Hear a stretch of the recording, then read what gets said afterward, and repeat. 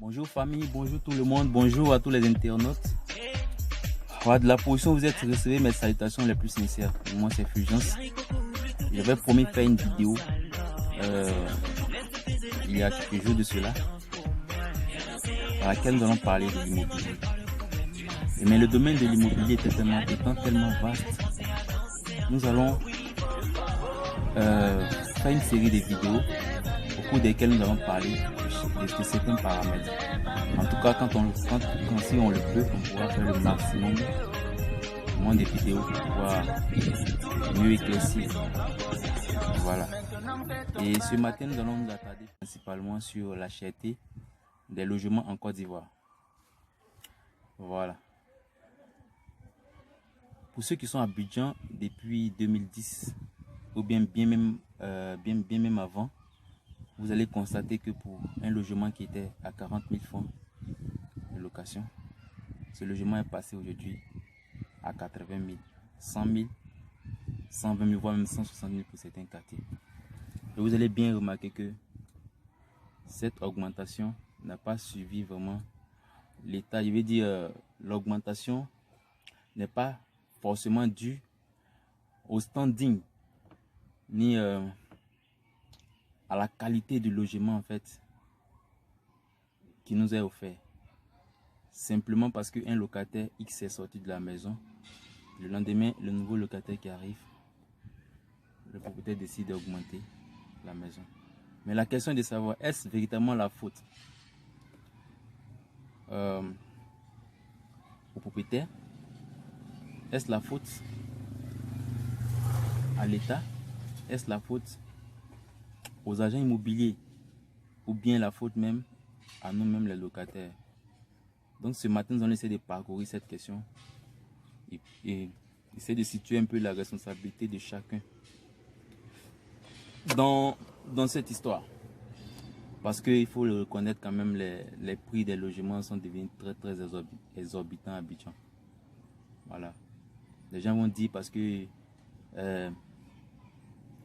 Abidjan, la population est nombreuse. Oui, c'est vrai. À Abidjan, il y a manque de logements. Oui, c'est vrai. Parce que si la population est nombreuse, normalement, les logements vont être rares. Mais est-ce véritablement la raison pour laquelle un logement qui n'a véritablement pas subi de transformation va voir son prix augmenter du jour au lendemain sans que personne n'en parle? Et moi, je ne suis pas d'accord avec ça. Et ce matin, je vais parler un peu de certains acteurs et principalement des agents immobiliers. Des agents immobiliers, qui dit agent immobilier, qui dit démarcheur. Voilà. Et essayer ici de d'éclaircir certaines choses. Voilà, au niveau de ces agents-là. En général, lorsqu'on cherche une maison, qu'est-ce qu'on fait? On appelle un agent immobilier et on lui dit voilà, on veut un logement dans tel quartier, voilà telle caractéristique. Si c'est 3 pièces avec piscine ou bien 2 pièces, on lui donne toutes ces caractéristiques là. Et ce dernier va fouiller, il trouve un logement, il vient nous faire part. Et lorsqu'on va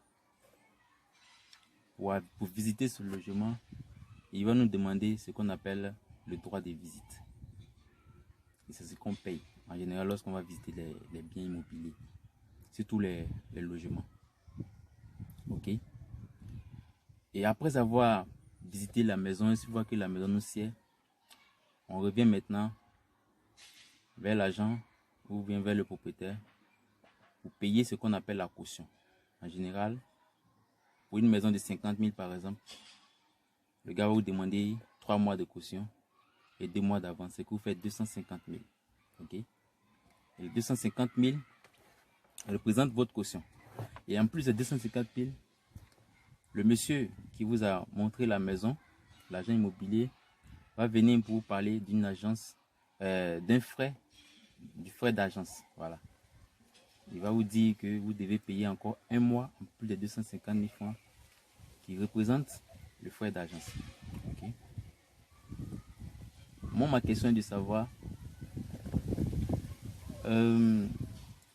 Si nous devons payer pour chaque transaction immobilière, pour chaque location, un frais qu'on appelle frais d'agence à ces agents immobiliers. Alors pourquoi à chaque fois pour visiter des biens, ils nous demandent de payer les transports? Pour ceux qui ne le savent pas, une agence immobilière pour laquelle on paye les frais d'agence. Une agence, c'est une entreprise, c'est une organisation bien structurée qui paye les frais de déplacement pour ses agents, qui paye ses droits, il veut dire qu'il paye son impôt. Voilà. En fait, c'est une entreprise bien structurée. Mais une entreprise ne peut pas demander à quelqu'un de venir payer son transport pour aller visiter un bien. Voilà. Donc, sur ce point-là, il y a un problème en fait. Le problème, c'est que il faudrait que ces agents-là nous disent clairement quelle position ils occupent lorsqu'ils viennent vers nous. Parce que si se mettent dans la peau d'agent immobilier libéral, alors il n'y a pas de souci. On sait qu'on a affaire à une personne physique, voilà, qui est indépendante, qui travaille, qui fait son business de façon libérale. Mais dès l'instant où on parle d'agence, ça veut dire qu'il y a la présence d'une entreprise, d'une organisation. Et alors donc, de ce fait-là, ils n'ont pas le droit de demander aux citoyens de payer leur transport pour aller visiter un bien immobilier. C'est pas normal. Voilà. Ça fait déjà trop pour les clients, pour les locataires que nous sommes. Et deuxièmement, en général, lorsque on demande aux agents immobiliers de nous trouver un bien dans un endroit, dans un quartier fixe, le jour venu, on se rend sur les lieux, il se trouve que ce n'est pas le quartier qu'on avait demandé. Pour quelqu'un par exemple qui a demandé Engré, arrivé à Engré, très souvent, il se trouve au Dokuy ou même à Boboté. Et quand il va se plaindre pour dire voilà, j'avais demandé Engré, pourquoi vous emmenez au Dokuy c'est pas Engré. L'agent va lui dire voilà, voilà c'est ce qu'on a pu trouver pour toi. Donc il faut essayer de faire avec. Engré c'est Dokuy, point comme ça. Et évidemment c'est ce qui crée en fait beaucoup de soucis entre les agents immobiliers et puis les personnes. Parce que quand tu donnes une indication géographique fixe à quelqu'un,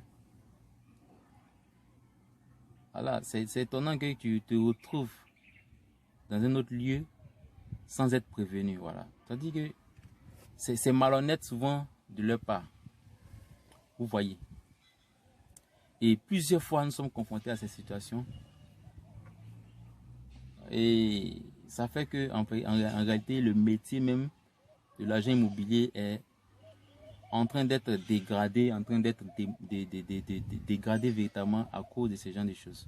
Moi, je ne sais pas réellement si ces personnes face auxquelles nous sommes sont véritablement des agents immobiliers ou encore des démarcheurs. Je ne sais pas.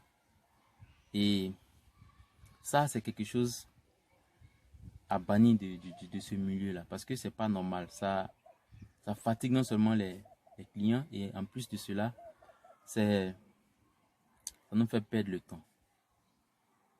Voilà. Troisième chose, et c'est ça, moi je peux dire que ce problème en réalité est dû à nous-mêmes en tant que locataires. Voilà. Ce troisième point dont je vais parler. Et c'est ce point en réalité qui est à la base de la cherté. C'est l'un des points en tout cas essentiels de la cherté de logement ici même dans notre pays.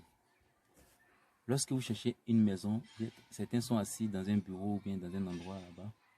Ils appellent un numéro pour dire voilà, je cherche un logement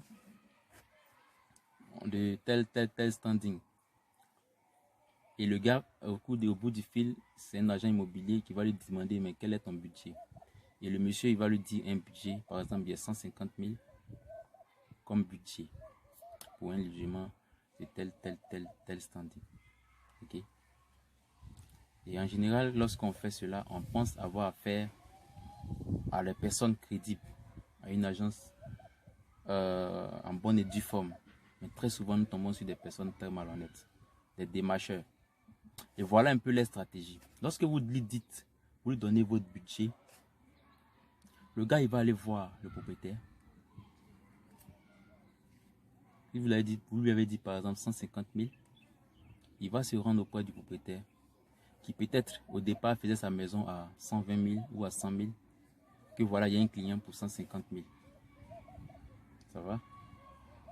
Et donc le propriétaire, normalement, il va accepter le deal. Il va accepter le deal et vous venez sur les lieux sans toutefois vous rendre compte de ce qui s'est passé. Vous allez payer la caution. L'agent immobilier ou bien le démarcheur, il va prendre sa part, il se barre. Et tout le long de votre séjour dans la maison, de votre temps dans la maison, vous allez payer un loyer de 150 000, alors que normalement, vous devriez payer 100 000 ou 120 000. Voilà. Et une fois que vous sortez de la maison, le loyer ne va plus revenir à son prix initial. Le propriétaire ayant pris goût à ce tarif va toujours continuer et même voir augmenter le coût de son loyer face au prochain locataire. Et ça, les agents immobiliers, ils le font de façon constante, surtout les démarcheurs. Dans quel but? Dans le but simplement de voir leur commission augmenter. C'est-à-dire le gars, pour une maison qui fait 100 000, il a une commission de 1 mois d'agence qui fait 100 000. Peu importe la caution que vous allez prendre, il va prendre ses 100 000. Ça va? Et donc, plus le coût du loyer augmente, plus sa commission gonfle. Donc, du coup, si lui prend une commission, si lui demande au propriétaire de faire sa maison qui était à 100 000, à 150 000, lui, il gagne plus 50 000 francs sur sa commission. Donc, lui, c'est un bon business pour lui, c'est un bon deal. Mais qui souffre dans toute cette histoire? C'est vous les locataires. Voilà. C'est vous les locataires. Et donc, chers Ivoiriens, chers amis internautes, chers parents, et cette vidéo, c'est pour un peu éveiller nos consciences, pour essayer de attirer notre attention sur certains faits, en fait. On pense que ce fait est banal, mais en réalité, c'est pas du tout banal. Et ce qui fait qu'il y a certaines personnes, jusqu'à ce jour, à Abidjan n'ont pas encore déménagé depuis 2010. Ou même depuis même pas de 10 ans, 20 ans, ils sont dans la même maison. Parce que dès que tu sors d'une maison, pas normal. Ce qui n'est pas normal. Quand un agent vient te voir pour dire, voilà, donne-moi un budget, tu n'as pas le droit de lui donner un budget. Lorsque tu dois donner un budget, que ce soit à une agence immobilière légalement constituée et qui est reconnue par sa crédibilité, alors à cette agence-là, tu peux donner ton budget parce que tu es sûr de travailler avec une personne morale, honnête. Mais quelqu'un qui passe ton temps à demander les frais de visite, je vais lui donner mon budget.